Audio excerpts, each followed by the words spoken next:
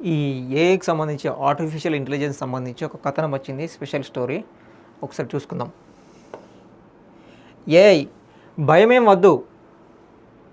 ఈ డిజిటల్ యుగంలో మనం అడుగు పెడుతున్న ప్రతి రంగంలోనూ ఏఐ విప్లవాత్మక మార్పులు తీసుకువస్తుంది. జీవితంలోని ప్రతి రంగాన్ని తాకేస్తూ ఉద్యోగాల స్వభావాన్ని మార్చేస్తుంది.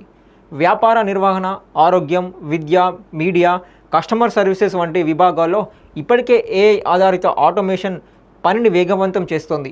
ఈ క్రమంలో కొంతమందికి అవకాశాలు కల్పిస్తున్నా మరికొంతమందికి ఉద్యోగ భద్రతపై ఆందోళన కలిగిస్తోంది. త్వరలోనే 90% పైగా కోడింగ్ ఉద్యోగాలు అంతమవుతాయని సాంకేతిక నిపుణులు అంచనా వేస్తున్నారు. పరిశ్రమలు, కంపెనీలు ఏఐ సాంకేతికతను వేగంగా అందిపుచ్చుకోవడంతో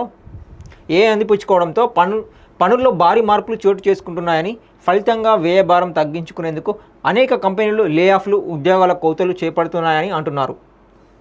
ఇటీవలే దిగ్గజ టెక్ కంపెనీలు సైతం వందల సంఖ్యలో ఉద్యోగులను తొలగించాయి. ఇలాంటి పరిణామాల్లో ఏఐ నుంచి మీ ఉద్యోగ భద్రతకు ఎలాంటి ప్రమాదం లేకుండా చూసుకోవడం ఎలా? నిపుణులు సూచిస్తున్న మార్గాలు తెలుసుకుందాం. ఈ ఏఐకి సంబంధించింది ఏదైతే ఉన్నదో, అంటే అన్ని పెద్ద పెద్ద కంపెనీలలో ఆటోమేషన్ చేయడానికి కోసం కొన్ని రకాల వర్క్ సంబంధించి, ఆటోమేషన్ సంబంధించి ఉద్యోగుల్లో ఆందోళన ఉందన్నమాట. అంటే రీసెంట్గా కొన్ని అప్పుడప్పుడు లే ఆఫ్లు కూడా ప్రకటిస్తూ ఉన్నాయి పెద్ద పెద్ద కంపెనీలు. దాని మీద ఆందోళన వద్దు అని చెప్పేసి ఈ కథనం అన్నమాట. దానికి సంబంధించి ఒకసారి పూర్తి డీటెయిల్స్ ఎన్నో పేజీలు ఉన్నాయంటే 2లో ఉన్నాయి, చూసుకుందాం ఒకసారి. దానికన్నా ముందు ఇది ఒక చిన్న ఇన్ఫర్మేషన్ ఉంది, ఇది ఒకసారి చదువుకుందాం. పారిశ్రామిక విప్లవం, ఇంటర్నెట్, కరోనా ఇవన్నీ మానవ జీవితాలపై ప్రభావం చూపించాయి. ఇప్పుడు వంతు ఏఐది. అయితే మానవ సంబంధాలు, భావోద్వేగం, స్పష్టత, దయ, హాస్యం, భయం ఇవన్నీ ఏఐ నేర్చుకోలేని విషయాలు. మన జీవితాలకు విలువను జోడించే మానవీయ అంశాలు ఎప్పటికీ మారవు. వీటితో ముడిపడి ఉన్న అంశాల్లో మనిషి ప్రమేయం ఖచ్చితంగా ఉండాల్సిందే. Creative thinking, emotional intelligence, problem solving ability, communication skills, మానవులకే ప్రత్యేకమైన ఈ నైపుణ్యాలను నవతరం ఉద్యోగులు మెరుగుపరుచుకోవాలి. కృత్రిమ మీద భర్తీ చేయలేని మానవ కేంద్రీకృత నైపుణ్యాలను పెంచుకోవాలి. నాయకత్వ లక్షణాలు, team work, ethical decisions, networking, adaptability వంటివి ఈ కోణంలోకి వస్తాయి. భవిష్యత్తులో ఏఐ అందరి జీవితాల్లోకి చొచ్చుకురావడం ఖాయం. ఈ తరుణంలో ఉద్యోగాల్లో ప్రగతి సాధించాలంటే 2 మార్గాలు ఉన్నాయి. మొదటిది ఏఐ చేయలేని పనులను నేర్చుకోవడం, రెండవది ఏఐతో పని చేయించే నైపుణ్యాలను సాధించడం.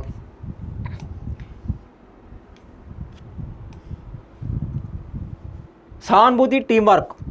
ఏఐ చక్కగా గణాంకాలు విశ్లేషించగలదు, కానీ మానవ సంబంధాలను నిర్మించలేదు. సహానుభూతి, టీం వర్క్, కస్టమర్ కనెక్షన్ వంటి నైపుణ్యాలు మానవులకే ప్రత్యేకమైనవి.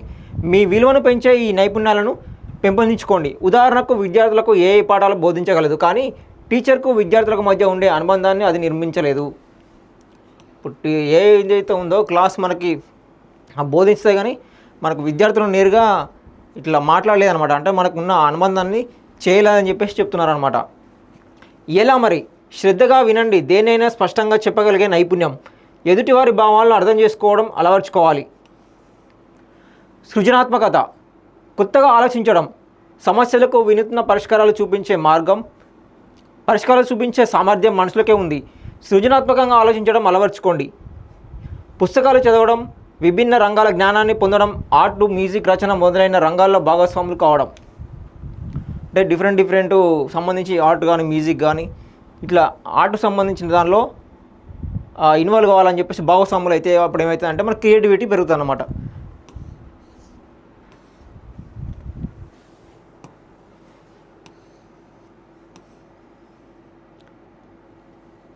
Decision making.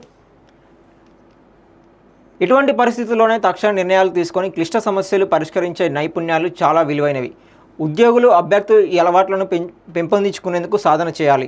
మానవీయ అనుభవం కీలకమైందని గుర్తించి సృజనాత్మకమైన పరిష్కారాలను కనుగొనే సామర్థ్యం పెంచుకోవాలి.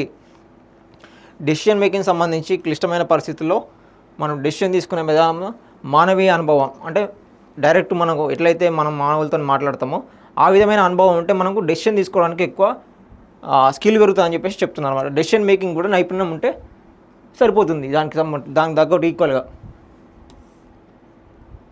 ఎలా మరి? చిన్న చిన్న సమస్యలపై సొంత విశ్లేషణ రాసే అలవాటు చేసుకోండి. అనుభవజ్ఞాన సాయం తీసుకోవచ్చు. ఎప్పటికప్పుడు పెంచుకోవడం ఎలా? ఎప్పటికప్పుడు అంటే మనకు అప్డేట్ ఎప్పటికప్పుడు అంటే ప్రజెంటు, ఇప్పుడు నెక్స్ట్, అట్లా ఎప్పటికప్పుడు అప్డేట్ అవుతూ ఉన్నాం అన్నమాట. ఎప్పటికప్పుడు పెంచుకోవడం ఎలా?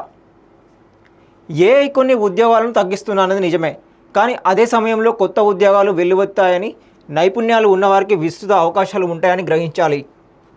ఉదాహరణకు బ్యాంకింగ్ రంగంలో ఏఐ చాట్బాట్స్తో కస్టమర్ సపోర్ట్ ఉద్యోగాలు తగ్గినప్పటికీ ఏఐ మేనేజ్మెంట్, డేటా అనాలిసిస్ వంటి కొత్త నైపుణ్యాలను డిమాండ్ పెరుగుతుంది. ఏఐని శత్రువుగా కాకుండా సహాయకుడిగా చూడాలి. ఈ సాంకేతిక మార్పు భయపడాల్సిన విషయం కాదని గ్రహించి దాన్ని అందిపుచ్చుకునేందుకు ఉపయోగపడే నైపుణ్యాలను పెంచుకోవాలి. ప్రతి ఉద్యోగికి ఏఐపై కనీస అవగాహన అవసరం. ఏఐ ఎలా పనిచేస్తుంది, మీ రంగంలో దాని ప్రభావం ఎలా ఉంటుంది, దాన్ని ఉపయోగించి మీరు ఎంతవరకు పనులు చేయగలరు వంటి విషయాలు తెలిసి ఉండాలి. ఏఐతో కలిసి పనిచేసే దిశగా అడుగులు వేయడం ముఖ్యమని గుర్తుంచుకోవాలి. ఇది సాధ్యమైనంత త్వరగా అలవర్చుకుంటే మీరు ఏ రంగంలో ఉన్నా ఏఐకి పోటీగా నిలబడగలుగుతారు. ఇది ఏదైతే ఉందో అంటే ఏఐకి సంబంధించి దాన్ని భయపడకుండా మనము అది ఎట్లా మనకి అర్థమవుతుంది అని చెప్పేసి దాంతోపాటుగా మన ఏ వర్క్లో అయితే ఉంటామో, మనం ఏ రంగంలో అయితే ఏ వర్క్లో అయితే ఉంటామో అది మనకి ఎలా ఉపయోగపడుతుంది అని చెప్పేసి దాన్ని అర్థం చేసుకొని దానికి ఈక్వల్గా మనం వర్క్ చేయాలి, నేర్చుకోవాలని చెప్పేసి దీని యొక్క సారాంశం అన్నమాట. ఎప్పటికప్పుడు అప్డేట్ అవుతా ఉన్నాం అన్నమాట. అప్డేట్ అయితే ఏమవుతుంది అంటే మనకు అది అర్థమవుతుంది, ఏ అర్థమవుతుంది, మనం ఏం చేయాలని చెప్పేసి కూడా అర్థమవుతుంది అన్నట్టు. అప్పుడు క్రియేటివిటీ కూడా పెరుగుతుంది అన్నట్టు. వారిని పరిశీలించండి.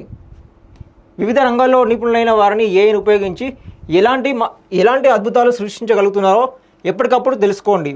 వివిధ పరిశ్రమల్లో ఏఐ పెంచుతున్న ఉత్పాదకతను లింక్డ్ఇన్ వంటి సామాజిక మాధ్యమాల ద్వారా పరిశీలించండి. దాని నుంచి మీరు ఎలాంటి విషయాలు నేర్చుకోవచ్చో నోట్స్ తయారు చేసుకోండి. చూసారా ఇక్కడ ఎప్పటికప్పుడు అంటే పరిశ్రమల్లో పెంచుతున్న ఉత్పాదకులు లింక్డ్ఇన్ వంటి మన సోషల్ ప్లాట్ఫామ్స్ ఏవైతే ఉన్నాయో అది ఎట్లా పనిచేస్తుందని చెప్పేసి అబ్జర్వ్ చేస్తూ దాని యొక్క ఉపయోగం ఏ విధంగా ఉన్నాయని చెప్పేసి సామాజిక మాధ్యమాల ద్వారా అబ్జర్వ్ చేస్తూ ఉండాలన్నమాట. అబ్జర్వ్ చేస్తే ఏమవుతుందంటే అప్పుడు మనకు అది ఎట్లా వర్క్ చేస్తుందని చెప్పేసి మనకు అర్థం చేసుకొని ఒక నోట్స్ ద్వారా రాసుకుంటే మాత్రం అది అర్థమవుతుంది అని చెప్పేసి చెప్తున్నారు.